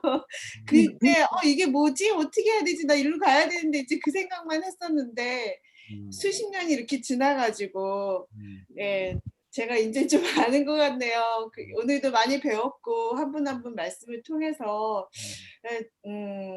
저에게 좁은 문은 저는 그렇게 생각해요. 어떤 피상적인 관념이라기보다는 내 자아가 원하는 것이 성령님이랑 다를 때가 굉장히 많다고 생각하거든요. 예를 들면 뭐 누가 나한테 상처 줬으면 나도 화를 내고 싶고, 뭐 예를 들면 그렇게 맞았으면 때리고 싶다든지, 아니면 뭐 재밌는 예능을 보는데 계속 보고 싶다든지, 지금 성경을 읽고 해야 될 일이 있는데 그렇게 뭔가 내 자아가 하나님의 뜻과 거슬릴 때 내 자아를 죽이고 하나님의 뜻을 택하는 것이 좁은 문으로 들어가는 거라고 생각해요. 좋습니다. 네, 그래서 제가 생각할 때 이게 좁은 문을 꼭 들어가야 되기 때문에 우리가 거기 들어가는 게 되게 개념이 어렵게 하나님이 하셨을 것 같진 않고, 다만 그걸 얼마나 내가 하나님의 뜻을 알고 있는 거에 대해서 또 하나님이 나한테 이렇게 도전을 주실 때 거기에 내가 얼마나 반응을 하는지의 문제라는 생각이 들어요. 네. 그래서 좁은 문으로 들어가셨나요? 큰 그림으로는 들어갔다고 생각하고요. 작은 일상생활에서는 이겼다 졌다 막 죄송했다가 다시 돌이켰다가 어떤 날은 너무 잘못했다가 그렇게 끊임없이 살고 있다고 생각이 들어요. 근데 이제 또 한 가지 나누고 싶은 부분은 누가 정말 하나님만을 생각해서 하나님 뜻을 따르다 보면 아까 다른 분들도 많이 얘기하셨는데 세상에 어떤 넓은 길을 가는 것이 아니기 때문에 때로는 우리가 선택적으로 초라해질 수도 있고 가난할 수도 있고 뭐 높은 자리가 아닐 수도 있고 그게 내가 부족해서 그럴 수도 있지만 내가 하나님의 말씀을 따르다 보니 그런 길을 갈 수도 있잖아요. 근데 안 믿는 사람이 이제 우리를 그런 거를 가지고 이렇게 뭐 손가락질하거나 좀 무시하면 그거는 굉장히 별일이 아닌데 같은 믿음 안에서 그런 것들을 상대방의 그런 면을 초라하게 만드는 말들이 가끔씩 있더라고요. 그 이유는 어떤 경우에 하나님의 힘을 끌어다가 나로 하여금 더 넓은 길로 가고 싶어하는 신앙이 있는 것 같아요. 조금 조심스러운 신앙의 모습인데요. 그런 경우에 오히려 이렇게 좁은 문으로 가는 사람에 대해서 격려해주지 않고 더 비참한 기분을 들게 한다든지 자꾸 그 마음을 끌어내리려고 하는 그런 경우도 있을 수 있는 것 같아요. 그래서 저는 이게 좁은 문으로 가는 게 나 혼자도 되게 노력해야 되지만 서로 그런 모습에 대해서 많이 격려해주고 이렇게 서포트해주는 것도 굉장히 중요하지 않을까 그런 생각이 듭니다. 맞습니다. 아이고 고맙습니다. 네, 제가 목사라서 네, 여러 가지로 좁은 문을 들어가신 것 같아요. 감사합니다. 자, 여러분 오늘 그래도 이렇게 같이 다 나눠주셨는데 혹시 빠지신 분이 계시나요? 다 하셨죠? 네, 이제 다 하신 것 같아요. 네, 오늘 여러분 마음 가운데 하나님 주신 도전들 생각하시면서 우리 같이 한번 통성으로 기도하시고 우리 마무리 기도를 우리 승원 사모님이 해주시면 고맙겠습니다. 기도 부탁드립니다. 같이 한번 기도하겠습니다. 하나님 아버지 감사합니다.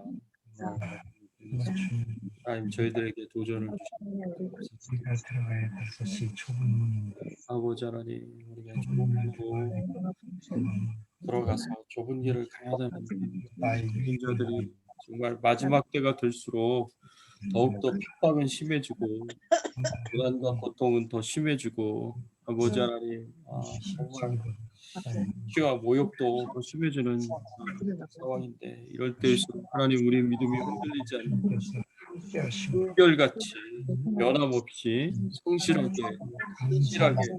신성스럽게 하나님을 섬기며 하나님을 사랑하며 하나님께 예배드리며 하나님 감사하며 하나님 영광 돌리고 살아갈 수 있는 저희들의 신앙의 삶이 되게 하여 주시옵소서. 항상 겸손하게 하시고 주의 뜻을 분별하여 행할 수 있도록 하나님께서 인도하여 주시옵소서. 감사드립니다. 영광과 존귀와 찬송을 돌립니다. 감사합니다.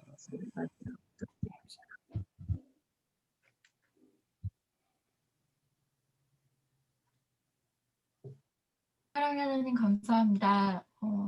오늘 이 시간 그 어떤 모임보다도 예수 그리스도의 이름으로 이 자리에 나와 함께 삶을 나누고 또 말씀 가운데 우리가 부딪혀야 되고 또 돌이켜야 되고 또 도전받아야 될 것들에 대해서 나누게 하심을 감사드립니다.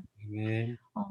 언제일지 모르지만 우리가 악한 세상을 살아가고 있는 가운데 점점 더 악해지는 세상 가운데 하나님의 은혜의 자리에 늘 사모하는 마음을 주시고 또 그 자리에 나와 우리가 함께 예배하고 말씀을 듣고 또 이렇게 주님의 은혜에 감사하며 기뻐하는 삶을 살 수 있도록 해주신 것 또한 감사드리고 날마다 새로운 나를 주신 주님께서 그 새로운 삶 가운데 우리가 새로운 마음으로 새 날을 새 마음으로 살아갈 수 있도록 또 용기와 힘과 무엇보다 건강을 허락하여 주시옵소서.